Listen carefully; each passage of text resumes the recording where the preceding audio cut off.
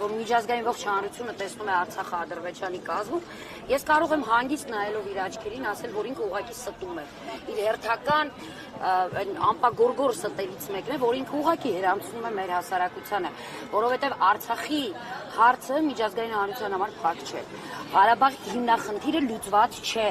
Դա միանշանակ է, դա փաստում են նույն հենց տարբեր միջազգային կառույցներ, տարբեր պետություններ։ Դա զուտ Նիկոլ Փաշինյանի անձնական, դա նույնիսկ հայ ժողովրդի կարծիք չի, դա իր անձնական, իր սեփական կարծիքն է, իր միանձնյա որոշումն է տեսնել Արցախը Ադրբեջանի կազմում։ Եվ ես ձեզ ասեմ, շատ կարևոր է, որ այս փուլում Արցախի հարցը տաք մնա, միանշանակ տաք մնա, ինչը որ մենք ենք անում, ինչը որ անում է հասարակ ժողովուրդը, երբ չի հրաժարվում իր բնորանից, երբ չի հրաժարվում իր արցախցի լինելուց։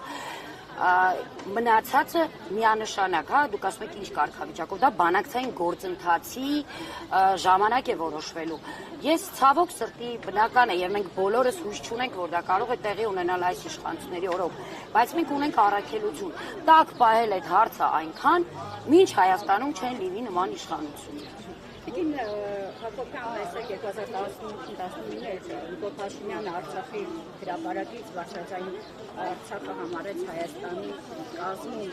արդյոք չէ պատրաստվում հենց արցախյան իշխանությունները, արցախյան օրենսդիրը, գործադիրը հենց այդ նախադասության եւ իրան հաջորդող նախադասության համար միջազգային կառույցների դիմի հենց այս երկու հակառակ հայտարարությունների համար։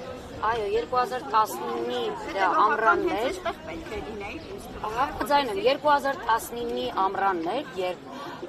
հայտարարեց Փաշինյանը, բայց գիտեք, իրականում մենք միշտ դիտարկել ենք այն թիմով միջազգային ատյաններում հայցեր է ներկայացնում եւ բավականին արդյունավետ իրենք աշխատանքներ տարել են այդ ընթացքում։ Միանշանակ իհարկե, եթե մենք հիմա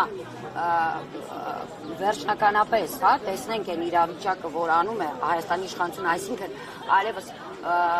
որևէ հայց միջազգային դատարաններում, որևէ չգիտեմ, կամ փակվում է, ընդհանրապես չի խոսում մեր բռնի տեղահանության ցեղասպանության մասին, միանշանակ մենք տարբեր խողովակներով անելու ենք, իհարկե անելու ենք։ Իհարկե մենք չենք լռելու եւ այլևս այսուհետ օգտագործելու ենք այն բոլոր ռեսուրսները, որոնք մեր ձեռնարկած կան։ Շաբաթ օրը մեկնարկած հանրահավաքը սոցիալական աջակցության 40+10 ծրագրի հնչեղությամբ սկսվեց, մեկնարկի ավարտի օրվա վերջում արդեն նախաձեռնող խմբի անդամները հայտարարեցին, որ սոցիալական աջակցության այս բողոքի հնչեղությունից կանցնենք քաղաքական գործընթացների, եթե իշխանությունները հայաստանյան պահանջները չբավարարեն։ Ողջույն, այս մասով մի փոքր ինչ ասած։ Նախ օրակարգային հիմնականում 3 հարց կար։ Այո, արժանապատիվ կեցության իրավունքի իրացումը մեր հայրենիքի այս հատվածում, որը իր մեջ ներառում է բոլոր սոցիալական ծրագրերի խելամիտ իրագործումը։